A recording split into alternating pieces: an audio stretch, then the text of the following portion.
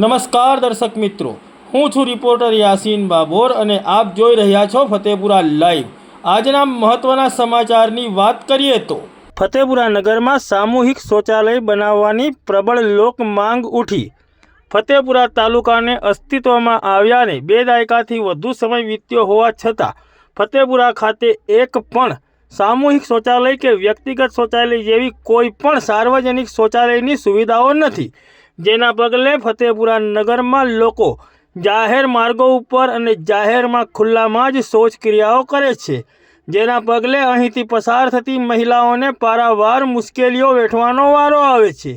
ત્યારે ફતેપુરા નગરમાં વિવિધ કામ અર્થે આવતા વેપારીઓ તેમજ ફતેપુરા બજારમાં ખરીદી માટે આવતી મહિલાઓને પણ શૌચક્રિયા માટે પારાવાર મુશ્કેલીઓ વેઠવી પડે છે, જેને લઈને પણ ફતેપુરા નગરમાં ક્ષોભજનક સ્થિતિમાં મુકાવાની પરિસ્થિતિ ઊભી થાય છે।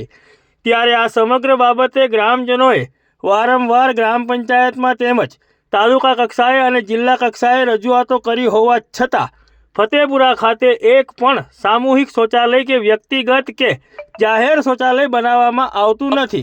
ત્યારે આ સમગ્ર બાબતને ધ્યાને લઈને ફતેપુરા તાલુકા વહીવટી તંત્ર તેમજ લાગતા વળગતા અધિકારીઓ દ્વારા ગંભીર નોંધ લેવામાં આવે અને ફતેપુરા ખાતે સામૂહિક શૌચાલય બનાવવામાં આવે તેવી પ્રબળ લોક માંગ ઉઠવા પામી છે। છેલ્લા તાલુકો બને 25 વર્ષ થઈ ગયા। ફતેપુરા તાલુકો બહુ મોટો છે, એનું ગામ છે ફતેપુરા અને ફતેપુરા ગ્રામ પંચાયત બહુ મોટી છે। છેલ્લા કેટલાય વર્ષથી ફતેપુરામાં સામૂહિક શૌચાલય નથી। સ્વચ્છ ભારત અભિયાન મુજબ ગામે ગામ સ્વચ્છ શૌચાલયો બન્યા છે, સામૂહિક શૌચાલયો, પણ ફતેપુરામાં છેલ્લા 25 વર્ષથી સામૂહિક શૌચાલય નથી। તો સામૂહિક શૌચાલય બનાવવામાં આવે, જે કલેક્ટર દ્વારા, ડીડીઓ દ્વારા, તાલુકા ટીડીઓ દ્વારા, મામલતદાર સાહેબ દ્વારા જે પણ કોઈ આના પર એક્શન લઈને બનાવે, આ પ્રયત્ન છે। તો સામૂહિક શૌચાલય ફતેપુરા ગ્રામ પંચાયત ગામની જરૂર છે અને બનવું જોઈએ। આપનું નામ? ગજાનંદ શર્મા, ફતેપુરા। ફતેપુરા તાલુકો બન્યો છેલ્લા 20-25 વર્ષ થયા છે। ફતેપુરા તાલુકાના આજુબાજુના બધા જ ગામડાઓના અંદર શૌચાલય સરકારશ્રીએ બનાવી આપ્યા છે, તો ફતેપુરા મુખ્ય મથકમાં કેમ નહીં?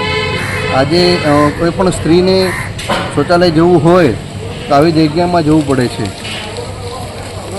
પુરુષ તો કોઈ પણ જગ્યાએ શૌચ કરી લે છે, પણ સ્ત્રી ક્યાં જાય શૌચ કરવા માટે?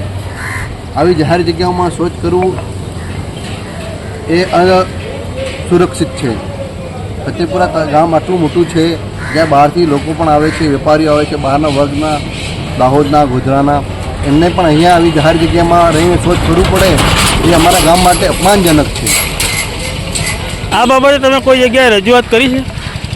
આગળ ફતેપુરા પંચાયતના અંદર મૌખિક રજૂઆત કરી હતી સરપંચશ્રીને, એ લોકોને વાત કરીને બહુ સમય થયો તો એના પછી વાત થઈ નથી। આપનું નામ શું છે? કમલેશભાઈ કલાલ, ગામ ફતેપુરા।